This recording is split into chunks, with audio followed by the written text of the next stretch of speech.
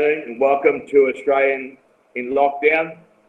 This afternoon we are joined by sisters Kaylee and Mckeown. Taylor was a 2016 Olympic silver medalist and also the Commonwealth Games gold medalist in 2014. And Kaylee, her younger sister, is the current #1 ranked 200 backstroker in the world with a time of 2:05.83. So this is going to be questions and answers. So I've written a few questions down for Kals and Tal, and I'll get them to answer those and then put it up online if anyone else wants to chat. So my first question to Taylor first and then Kaylee, tell us a bit about your background, how you got into swimming, how long have you been swimming, and so forth, so on. Been swimming competitively now for 13 years. The first couple of years of me swimming, I wasn't really that involved because I was doing other sports as well. And I think Mum and Dad got both Kaylee and I into swimming because we always had a backyard pool. So we were always in the pool anyway. And just for like general water safety, they got us into swimming. But I think once my swimming career started to get a bit more serious, Mum then joined Kaylee up for swim squad as well. So I guess we kind of both really started getting into it around the same time, but obviously Kaylee's 6 years younger than me, so it was entertaining for me growing up. We would go to like all of these swimming carnivals and I'd be doing these 200-meter events and Kaylee with her like little curly hair would dive in and race like 25-meter breaststroke and would do breaststroke and like look around to see where she is during the race. So like some of my earliest swimming memories have Kaylee there competing as well, but I guess from there I kind of just did like a natural progression throughout swimming. And then, yeah, like you said before, like made a couple of junior Australian teams and then my first senior team for the 2014 Commonwealth Games in Glasgow, which Kaylee came along to and watched. So yeah, that was good to have family there. And, you know, obviously since I've just done whatever comps popped up in between, World Championships, Olympics. So I've done 3 World Championships now, 2 Commonwealth Games and 1 Olympics. Cool. Yeah. Cal? Yeah, so I guess I'm playing a bit of catch up on Taylor now. You know, the 6 years apart, I got to watch her achieve all of her swimming things from Commonwealth Games through to the last Olympics back in Rio. I don't think I really started taking swimming seriously until I was 13, and John Wallace, my coach, my old coach, he kind of said to me, he's like, you know, you could be really good if you put in the effort. So I think that's when I started training really hard and then moved coaches to where I am now with Chris Mooney, and he got me onto my first junior team back in 2016 where Taylor surprised me and she came and watched, and then the following year I actually made my first senior team under Mooney and onto Commonwealth Games, Pan Pacs, and then Worlds this year. So quite a short but quite chocky block career so far. So, yeah.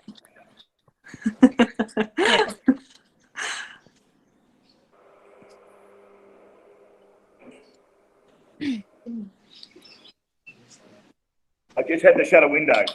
That's okay. Oh, all good.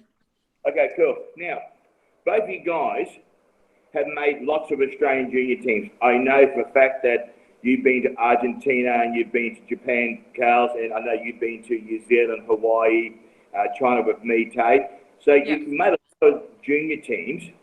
Tell us about what type of help was that making Australian junior teams and travelling around the world without your parents. I emphasise without your parents, because I think it's great that we toured around the world and learned from these experiences. What was it like being a 14-year-old travelling all the way to China and or Argentina as a 16-year-old girl being just with the team? Can you give us a brief idea of what that was like? Yeah, I think the first time I went overseas, it was a little bit daunting because obviously that was my first time being away from home for a long period of time just for swimming.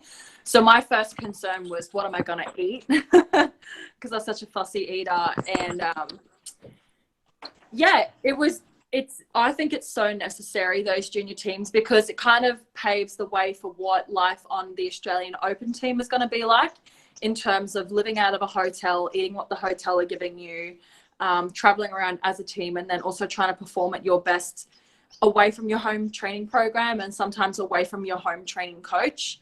So I'm fairly lucky that every time I've swum, the times I've posted have got Chris on the team with me as well.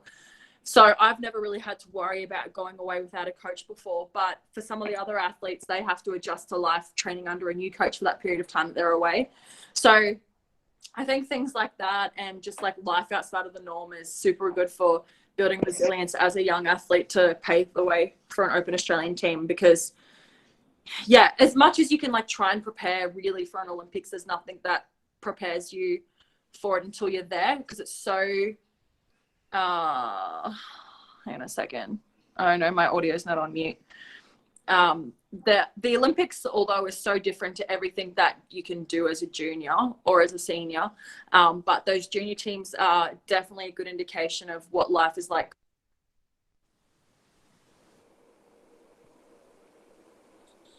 You can't hear you. You're on mute. Okay, good. Okay, Kaylee, tell us about you. Yeah, so like I said before, my first junior team was Pan Pacs, which headed to Hawaii.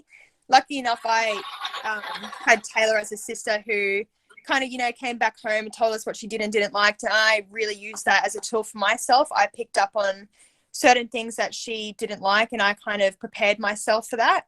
So it's always been good having Taylor, almost breaking the way first, and then me having to easily step through in a way. But yeah, I guess the junior team really did help me prepare in some way. I mean, rocking up to my first senior team was very intimidating. I was the youngest on the team by, I think, 3 years or something like that. So, having to mature quite quickly and get up to their pace was quite intimidating. And I think having that junior... Someone just muted Kaylee. Yeah. There we go. Keep going, Kaz. Where did I stop talking? Okay, cool. So, girls, tell us about what it's like being away from your parents for so long a period of time. I mean, was that difficult? Because you're away for 2 or 3 weeks at a time. No, I kind of loved it, The only part that was difficult was still trying to communicate with home. So like when I was younger, I remember Facebook Messenger wasn't a thing, and we could only really rely on like phone calls, which internationally were super expensive. So I never really even talked to my parents until I would come back from those overseas trips. But definitely more recently, as technology has progressed, I'll probably talk to my family like once every week when I'm away competing somewhere, or usually after every race if it's a major competition. But in saying that, they've been to most international competitions with me. So they were at Com Games, Olympics, and 2017 World Champs. So they've only missed one of mine along the way, which was 2015 World Champs and a couple of junior teams. So to me, it's never really been a problem. I've always been quite independent. Like I moved out of home when I was 17. So I'm kind of used to it in a way now. So just touch base with my family whenever I can. It's never really been that daunting for me. Okay. Yeah, I mean, I'm similar to Taylor, but different in the same sense. I do tend to get homesick. I miss my dogs and my parents and that kind of thing. So just the sense of like the home comfort, having your own bed, that kind of stuff really gets to me. But in the long term, I think of what will come out of, being away, being on this journey, picking up all the experience is going to be a lot better than having my own bed to sleep in at the end of the day. Okay, cool. Now, Tay, getting back to you. In 2012, you went in to Olympic trials as the favourite in the 200 stroke. Now, everyone, I think you're about 16, weren't you? 16? 16, I think you were in 2012. Oh, 2012. I would have been in grade 12, so 16. 17. 16, yeah. So you went in the final Olympic trials. Tell us what happened and tell us about the next 4 years. So 2012 was my first time doing an Olympic trials. And to be honest, I remember just being stoked that I made the 200 breaststroke final, but I qualified for that final fourth, and ahead of me was Liesl Jones, Tessa Wallace and Sally Hunter. And to me, I just was like so young that I kind of just saw it as an opportunity to practice racing for age nationals, which was to follow. So I didn't really get to taper for opens that year. But I raced the 200 breaststroke and I finished third, and I missed going on that Olympic team by 0.01. So I was super close. And at the time, I didn't realize how close I was. And then went to find my coach after the race, and he had like disappeared because he was out the back, like just fuming, I guess, because he was so mad that I'd just missed the Olympic team. But at the same time, I'd swum a personal best. I had got on the podium at my first Australian Opens for the first time at 16, which is quite young, and beat my race idol, Liesl Jones. So I was stoked that I'd managed to beat someone who I'd looked up to for so long. And that was exhilarating. But at the same time, I was going through year 12. And actually, when I graduated, I left a tile on my high school wall that had Rio 2016 Taylor McKeown. And that's because I set that as a goal, like once I graduated year 12, that was going to be my future. So, hi, hang on a second. Yeah. I'm just in the middle of an interview. Okay. I got a question for you. Yes. I'm just in the middle of an interview. Taylor, put you on mute. I'm just in the middle of an interview. Okay. Yeah. Hold on.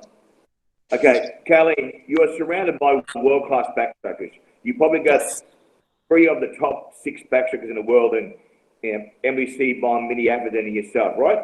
Yeah. Now, you're all 58 swimmers or 59 low swimmers, right? What's it like being in a country where you have to swim possibly one of the world's fastest times just to make a team? Is that good or bad?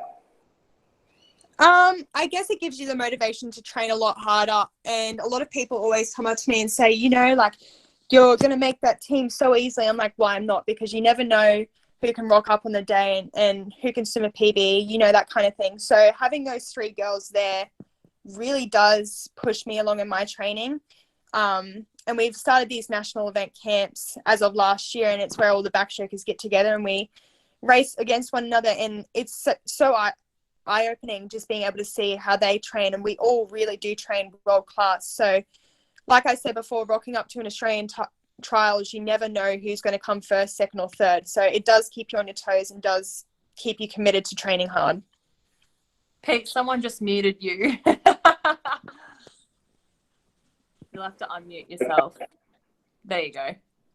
Both girls, you both go to university. How do you juggle university life and also training so much? Is that a constant pressure for you? No, that's easy. I think I don't apply that much effort to my university studies personally because I only do part-time. So I feel like while I'm swimming, 2 subjects is easy to manage.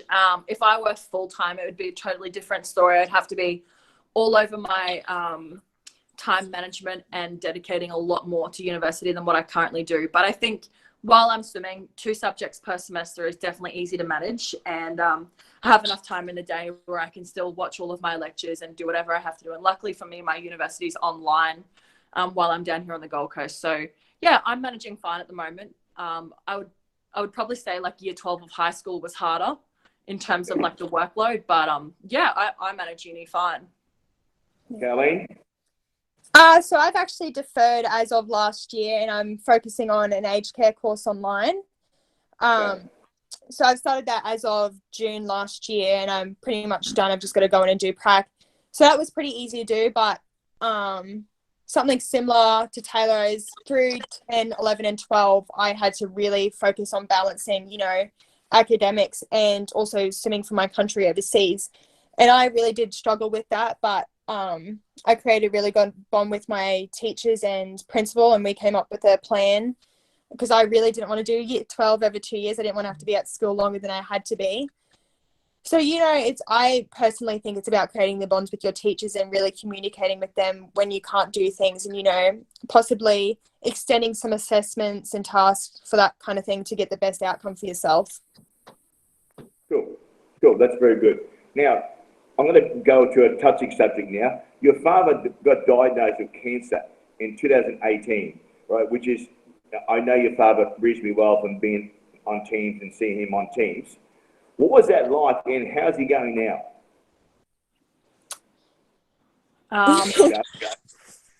So you First? Kaylee? Yeah, so Okay.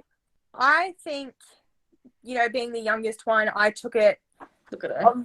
a lot harder than what Taylor did. It took me a lot longer to, process what was actually happening. And, it really hit me hard. And I went into the pool the next day and I just bawled my eyes out to Mooney. He's like, buddy, like things like this happen in life and you just got to keep on doing you because your dad wouldn't want you to stop what you're doing. He would just make him more upset. So I think that in a way drove me more in my swimming because I wanted to swim well to keep my dad happy in a sense. But yeah, he's actually doing really well at the moment. At the end of 2019, he went in for his second brain surgery and the news was quite negative from 2019 to, as of last month. But last month we actually had some really good news that the tumor had shrunk. And the doctors were absolutely stunned by it because, they gave him a life expectancy of 2 years. And for him to get over the 2-year mark and then have a reduction in his tumor size, they were like, this doesn't happen. So, it's just a matter of taking it day by day now and seeing what happens because it really is just a roller coaster of emotions. Cool. Okay, you want to add anything? Yeah, I think my role as like an older sibling was in the beginning to kind of just filter out what Kaylee didn't need to hear and what she did need to hear. So I remember the day that I found out, we came back from the pool to my house and then mum and dad came over to my house to tell us what was going on and kind of just like fed us the basics of what had happened. Dad's been diagnosed with this is what the process is from here on. And we've just tried to keep life as simple as possible and as enjoyable as possible ever since. So we've still been able to plan like some family holidays and because dad's at home a lot more now, we've been able to spend some good time at home. And with this whole coronavirus thing, obviously I've been able to spend time on the Sunshine Coast. So we've been really like hanging out a lot. Dad's been joining in on some of our workouts. We've been playing board games and card games and all that kind of fun things there is to do as a family. So like this time's been really awesome. And I guess we're just making the most of what we have. Cool. Now, Caroline, I've got a question for you now about the ICL, the International Swim League. Yes. You were part of this concept for the first year. For those Taylor people was. I actually dropped out. We really wanted to just get a really good training block leading into the Olympics. I did do the Fina World Cups instead, though. Okay, so Yes. tell us about the Fina World Cups and what were they like and where did you go? Yeah, so we only did the last cluster, which was in Russia and then in Doha. They were really eye-opening. It's another country and just more experience of the cultures and that kind of thing. So as I said before, Mooney and I have always used international racing as a stepping stone towards the Olympics, and that's exactly what they were. And I think, racing early on in the prep really did get me going and ready for this season. Okay, cool. Okay, next question. Both girls. Tell us a typical training week. Tay, you go first, and then Colleen. A typical training week in full training. Yeah. In full training, so I sit between 6 and 7 kilometer sessions. All of my training is based around training for a 200 breaststroke, not 200 IM, not 100 breast. So everything I do is with that 200 breaststroke focus.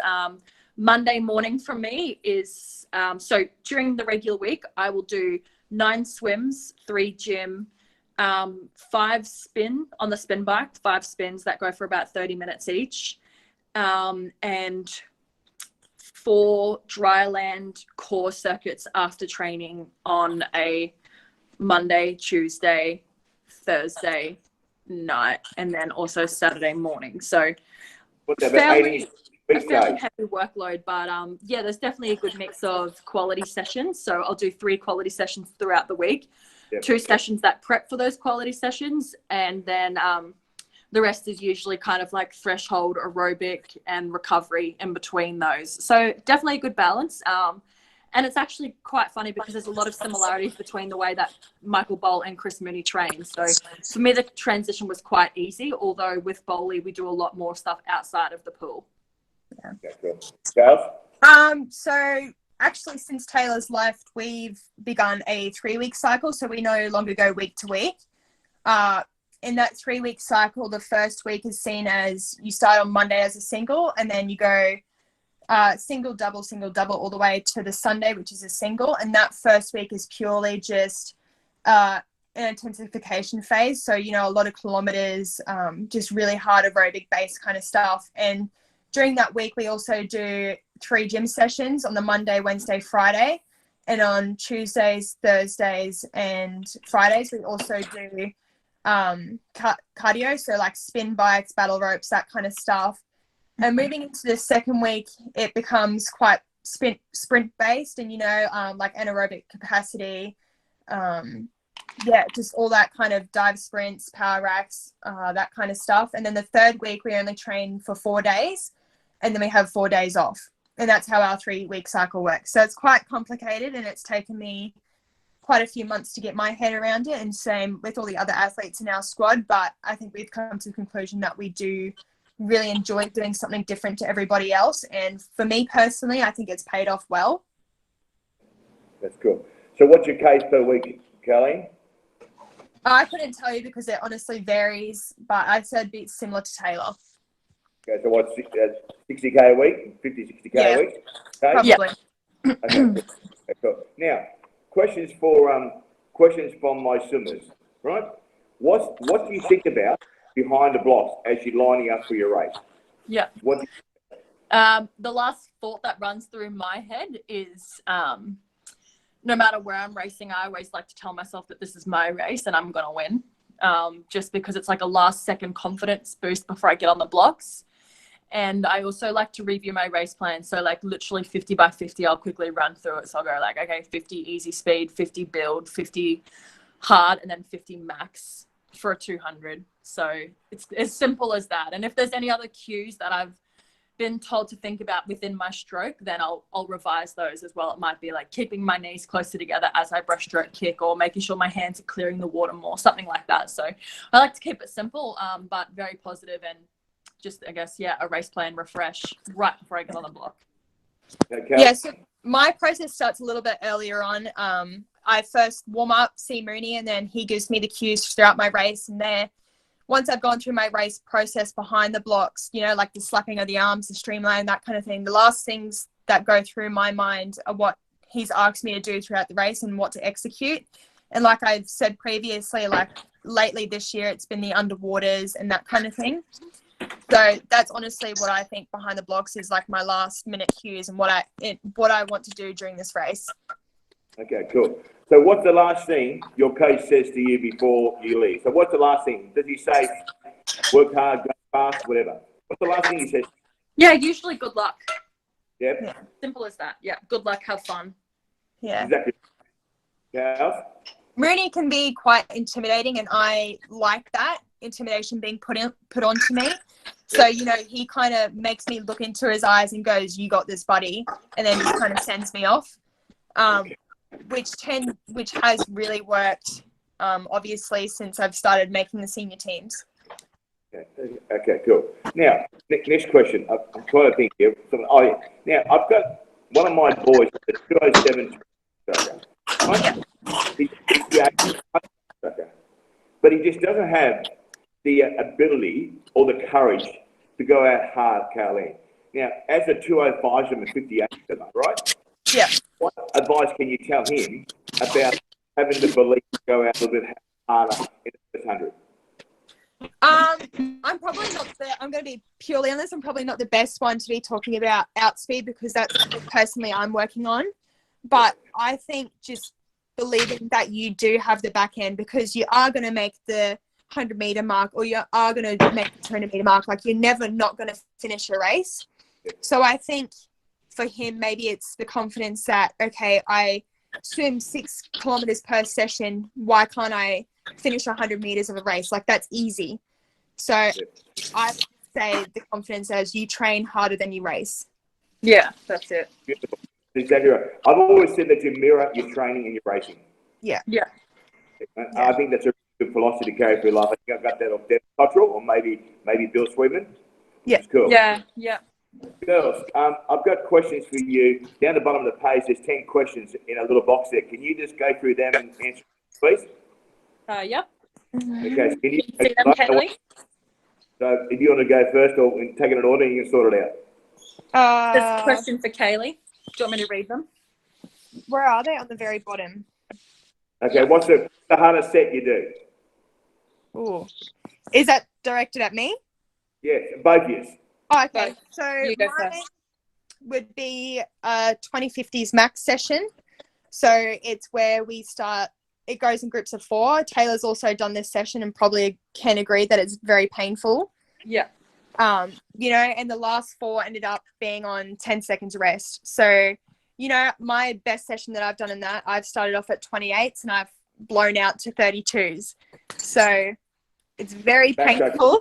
Yeah. Very, very painful. Yeah, that session's quite hard. One that I vividly remember was doing 8 200s breaststroke, 100 at front end speed, and then you got to try and negative split your second 100. So sessions like that, I remember always being, it was broken into 100s. So really it was 16 ones, but it was done as 8 200s. So we'd have a little rest after the completion of the 200. However, the rest time between the 100s was like 15 seconds. So when I was doing those sessions, my goal was to go 115 for the first 100 breaststroke from a push, and then come back in a 112 for my second 100 breaststroke. And then, you know, you'd have like a minute or so rest, and then you'd do again for another 200. And I remember that session, I just felt like I was going to throw up the whole time. I was crying. Mooney was yelling at me. Because you think like physically you can't possibly do the times that he set, but a good way that I kind of stay motivated throughout those main sets is I think to myself, like, what would the best in the world do in this situation? Like, would the best 200 breaststroker in the world crumble and just try and then long glide it out and save themselves for like the end of the session? Or would the best 200 breaststroker in the world push through, maintain the pain, and still try and produce good times? And I always just think, like, if I'm not doing what the best in the world would be doing in this situation, then what's the point in doing it? So if your goal is to get the best out of yourself or be the best swimmer in the world, then those are the things you have to think about, even when you're under immense fatigue. So yeah, that 8 200 set, the session Kaylee was talking about, the 2050s max. And 1225s too. 1225s, you know, and I've done some sessions with Bowley where I've felt the same way. Like we do 150s breaststroke at pace. We've done 300 breaststrokes at pace, and man, they bloody hurt, so much. So it's sessions like that that really stick with you, and those are the ones you kind of remember before you go to race. So Tay and Kaylee, do you like the pain, or aren't you a pain person in training? I don't think anybody really likes to experience pain, but I love doing it and training hard, knowing that come race day, racing's going to feel so much easier. Like the harder you push yourself in training and the more lactate you produce, the more you burn for a longer period of time. Like we have main sets that last an hour. And when you think about it, you got to race a 200 breaststroke. And the 200 breaststroke lasts 2 minutes, 20 seconds. That's nothing compared to the training session I've done. So, you know, it makes racing a lot easier. Kaylee? What was the question again? Sorry, my phone's going flat. Pain. Yeah, well, I actually do enjoy certain pains. I'm more of a aerobic animal. So, you know, once I do get in that aerobic phase, I can really hold my pace, and I do enjoy having that aerobic pain. As weird as it sounds, but as soon as we get into the, you know, sprint sessions, that's when I really struggle. I love it. You're still a very fast sprinter though, Kaylee. Don't think that she's not a fast sprinter. She's still I've seen her do sets of 50s max, and she's very quick. Now, one of the questions is, when does swimming become 100% focused, and do you plan to go back to your education? What was that, sorry? When does swimming become 100% focused, and are you planning to go back to your studies? When does swimming become 100% focused? So personally, I've always, during the prep up to a trials, I've liked to keep myself occupied with, you know, like an aged care course, uni, and that kind of thing. It's just something that takes your mind away from swimming. But as soon as I've got into an international meet, that's when I completely switch off that kind of stuff. I'm like, right, this is the time for swimming, and this is when I really need to focus on what I'm doing. So, you know, I don't switch off until it comes down to the crunch time. Yeah, I think even during like my last Olympic prep for Rio 2016, I still held on to doing one subject of uni. So I still like to keep university ticking over just so that I can actually graduate at a time that's good and not when I'm like 30 years old. So yeah, even when I'm away, if I have stuff due, like I've done exams from overseas before. So yeah, I still like to keep chipping away at uni no matter what. And I think I'm fairly good at sitting exams on not much study, luckily. So yeah, for me, like swimming's never been a problem and it's never gotten in the way of uni and vice versa. Okay, cool. Now, girls, another question. In a 200-meter breaststroke and backstroke, do you think it's more strength or aerobic base? Ooh, good question. I think you definitely have to have an aerobic base to be able to get you through the duration of the entire race.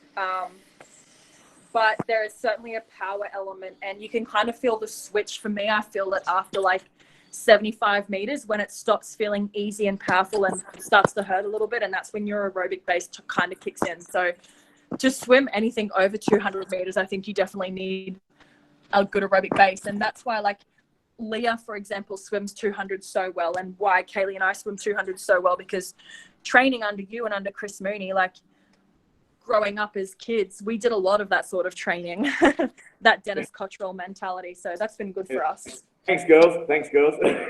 Yeah, I don't have much to add on to that, but I definitely do believe that you need an equal balance between, you know, your aerobic and your power, as Taylor said, because, you know, if you don't have either one, then you're going to start crumbling throughout your race. Yeah. Now, what's your pre-race meals, girls? Oh, pre-race meal. Well, Kaylee and I are quite similar. We usually have lunch as soon as we get back from the pool, and then we kind of snack before we go to our finals session. So before going to finals, it really depends. I can have anything from like fruit on toast to Wheat Bix. I'll usually have a coffee, so definitely some sort of caffeine element. Change it up a little bit. Yeah. Keep things interesting. Whatever's going to give me sugar and carbs.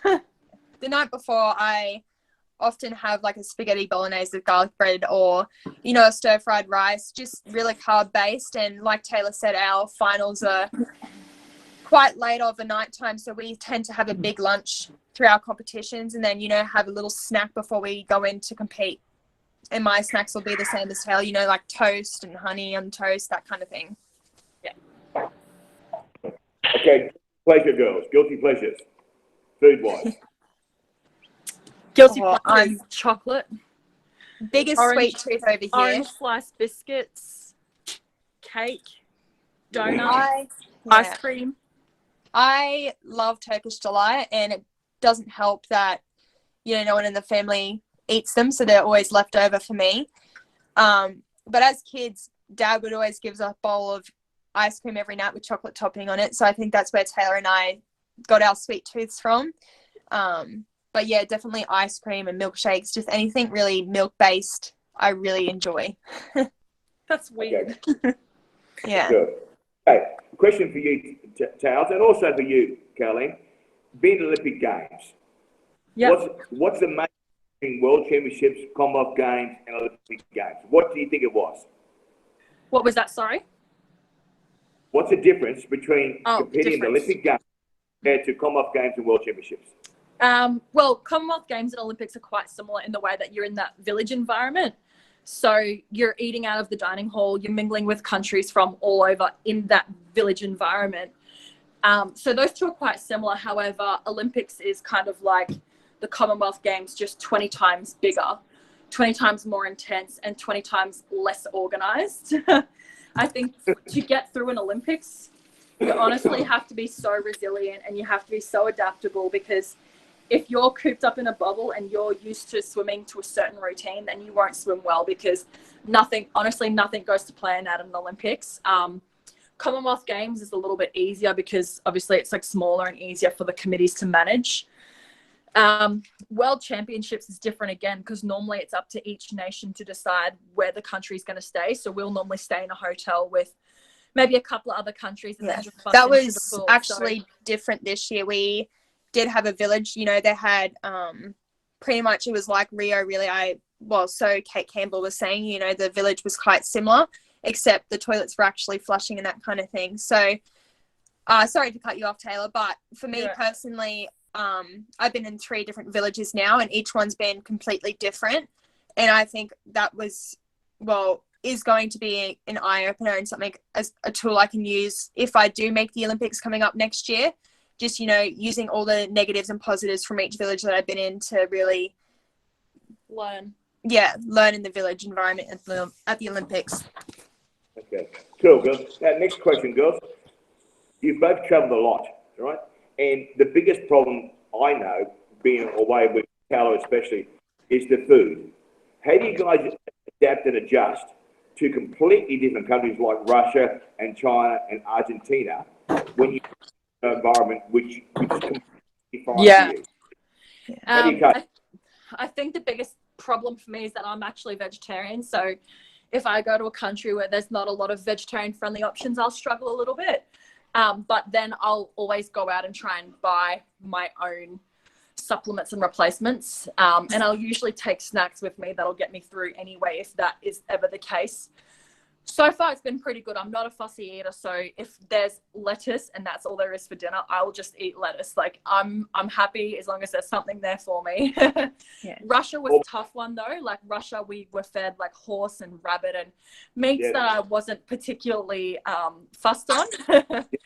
But it's like you go there, you see what it's like and you plan on the spot. You find ways to adapt and overcome all different types of meals and situations. So like I said before, the best swimmers are the ones that can adapt. So as long as I'm happy to try anything new and eat as best as I can and just use the knowledge I've got with my nutrition and what I need to eat, then it's usually survivable.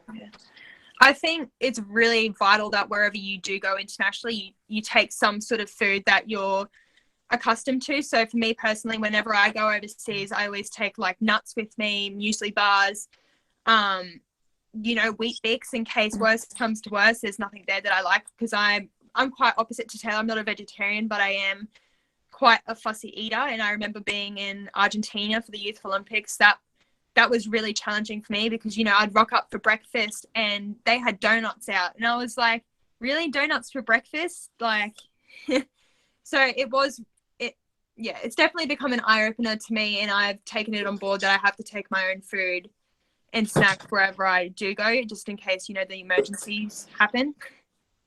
Okay, cool. Now, another question from one of my parents is, after a major meet, how long do you recommend a break for? And what's your plan after a major meet? Okay, so it really depends on what the competition is and how long you've trained for that competition. So for example, for me, after the ISLs last year, I had 3 days off once I got back to Australia because the competition itself was so small and because we had another competition to prepare for pretty much immediately, which was, you know, Olympic trials, which was meant to be this year.